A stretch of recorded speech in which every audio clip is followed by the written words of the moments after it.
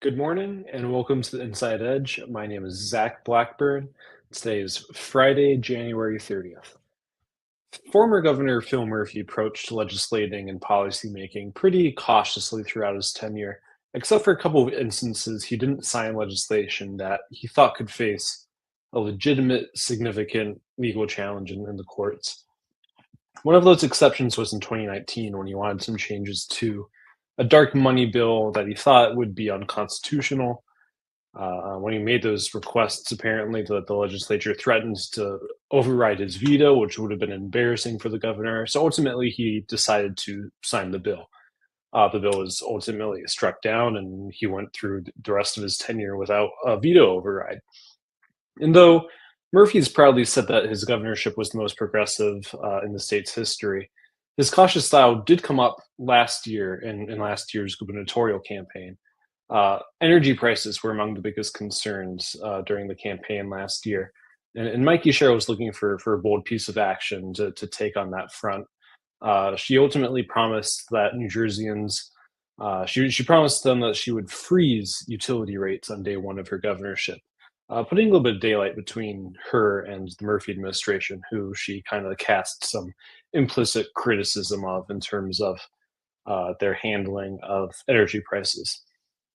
Murphy, always the pragmatist, said he wasn't sure that her proposal would be legal or doable, um, given the number of private players in the energy sector and the legal challenges that such a policy could face.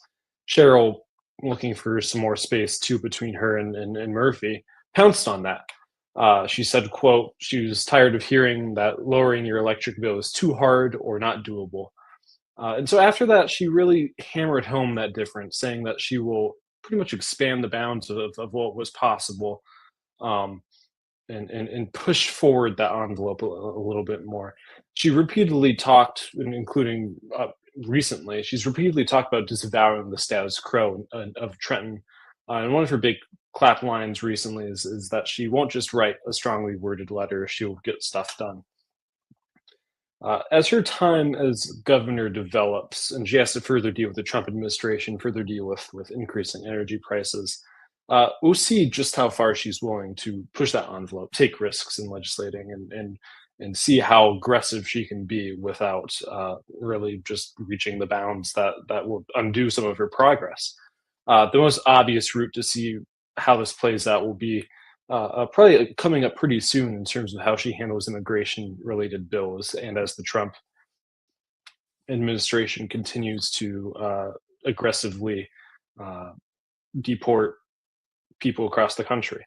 One policy that Cheryl's promised to pursue would be to bar ICE agents from wearing masks during most of their operations in the state. Uh, the bill has been introduced a couple times in New Jersey already, and she's promised to pursue that. We can look to the West Coast for an example of how that could go. California passed a similar bill, and it unsurprisingly faces a challenge in court, and just really generally interesting case about the interplay between federal and state authorities regarding law enforcement regulations. But a federal judge in California seems skeptical of its constitutionality. We'll see in the coming weeks or months whether that bill in California is allowed to stay put, because that would affect essentially what's allowed to happen in New Jersey in federal court. Getting laws struck down is bad, obviously. It's expensive, time consuming, can be embarrassing, and no governor wants a bill to be struck down.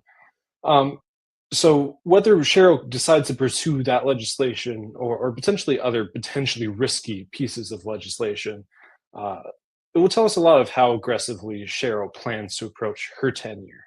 And that's what we'll be looking for in the next couple months. Thank you. Have a good Friday.